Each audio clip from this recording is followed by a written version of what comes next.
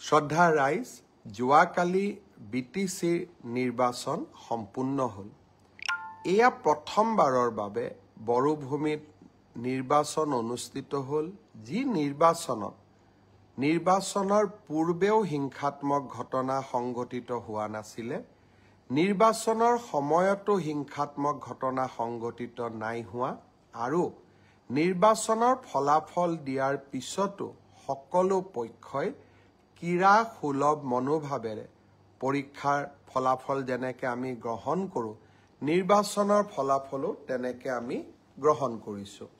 মই বড়োভূমিৰ ৰাইজলৈ পুনৰ এবাৰ অভিনন্দন জনাইছোঁ আৰু BPF দলৰ মুৰব্বী হাগ্ৰামা মহিলাৰীক তেখেতৰ বিজয়ৰ বাবে অভিনন্দন জ্ঞাপন কৰিছোঁ।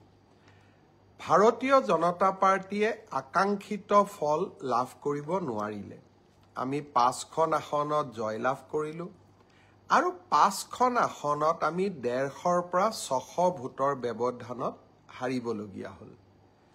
মূল কাৰণ এইটোৱে যে যিদিনাখনে আমি জুবিন গাৰ্গৰ মৃত্যুৰ বাতৰি পালোঁ, আমি গোটেইবিলাকে নিৰ্বাচনৰ ৰণক্ষেত্ৰৰ পৰা আঁতৰি আহিলোঁ আৰু জুবিনৰ শৱদেহ পাৰ্থিৱ শৰীৰ গুৱাহাটীলৈ উভতাই অনা, পোষ্টমৰ্টেম, শ্ৰদ্ধাঞ্জলি আৰু শেষকৃত্য সম্পন্ন কৰ্তব্যৰ তাগিদাত আমি নিৰ্বাচনৰ ৰণভূমি তাতেই এৰি থৈ উভতি আহিলোঁ।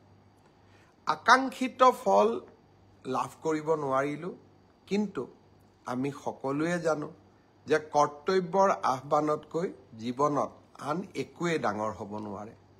যদিও আমি কৰ্তব্যৰ আহ্বানৰ বাবে কেইটামান চিট হেৰুৱাবলগীয়া হ'ল, আমাৰ এই সামান্য ত্যাগে জুবিনৰ শেষ যাত্ৰাক অধিক মহিমাময় কৰি তুলিছিলে।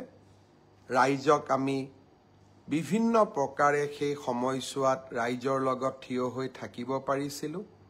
সেয়ে 4-5টা চিটত আমি অত্যন্ত কম ভোটত হাৰিলেও আমি তাক পৰাজয় বুলি ভবা নাই। বড়োভূমিৰ ৰাইজলৈ আৰু ভাৰতীয় জনতা পাৰ্টীক ভোট দিয়া প্ৰতিগৰাকী ৰাইজলৈ মই মোৰ অজস্ৰ কৃতজ্ঞতা জ্ঞাপন কৰিছোঁ। আপোনালোকক মই প্ৰতিশ্ৰুতি দিছিলোঁ